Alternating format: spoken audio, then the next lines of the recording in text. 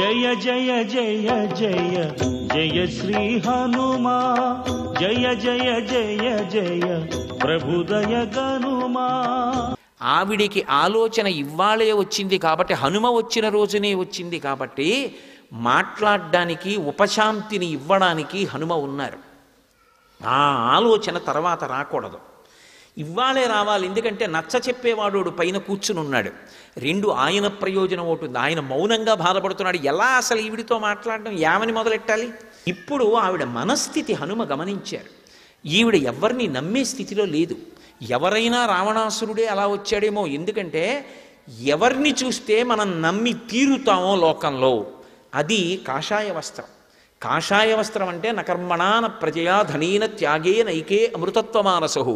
అటువంటి కాషాయం బట్ట కట్టుకున్న వ్యక్తి కనపడితే ఈయన వలన మనకి ఏ అపకారం ఉండదు అని వెంటనే నమ్ముతాం. ఈ దేశానికి ఉన్న గొప్పతనం అది. అటువంటిది కాషాయం బట్ట కట్టుకుని వచ్చి అపహరించాడు ఆవిడ్ని, పరివ్రాజకుడిగా వచ్చి అపహరించాడు. ఇప్పుడు ఆవిడ మనసు ఎంత వేటు పడిపోయి ఉంటుంటుంది. పైగా అసలు మాట్లాడడానికి మనిషి లేడు. ఆ పిరికితనం ఎంత ఎక్కువైపోయి ఉంటుంది. రామకథా సౌందర్యంగా ఆలోచించండి. ఆవిడ లోకమాత, ఆవిడ లక్ష్మీదేవి, ఆవిడ లలితాదేవి, అవి కాసేపు పక్కన పెట్టండి. రామకథా సౌందర్యం రామకథా సౌందర్యంగా ఆలోచించండి. ఇప్పుడు ఇవాళ నేను వెళ్ళిపోతే రేపొద్దున్న ఎప్పుడైనా ఈ ఆలోచన వస్తే, నేను మీతో అన్నాను కదా, ఆపద ఇవ్వవలసిన వాడు ఆపద రాకుండా ముందు ఆలోచించాలి. అది భగవంతుడంటే. ఆవిడికి ఇప్పుడు ఇంత పెద్ద ఆలోచన వచ్చేసింది. పతివ్రతాత్వం విఫలం మమేదం కృతం కృతఘ్నేష్వ మనుషాణం అని.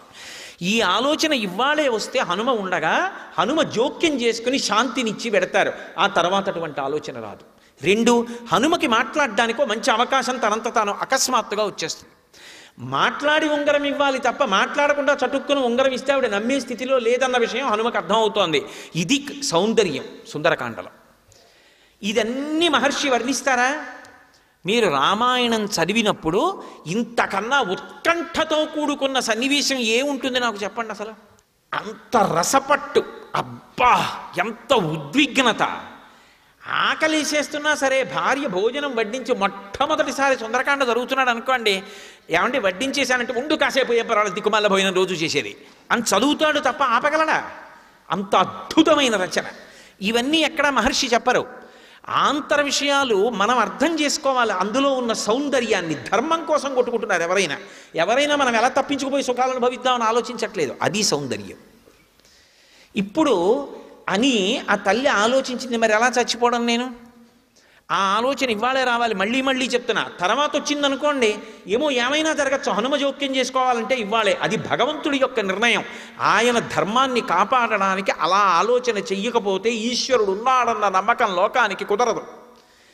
కాబట్టి ఇప్పుడు ఆవిడంది, నాకు ఎటూ కత్తిచ్చేవాడు లేడు, నాకు ఎటూ విషమిచ్చేవాళ్ళు లేరు, మరి దేని చేత చచ్చిపోవాలి అంటే తనకి పొడుగైనటువంటి తన కేశపాశం తనకి గుర్తొచ్చింది.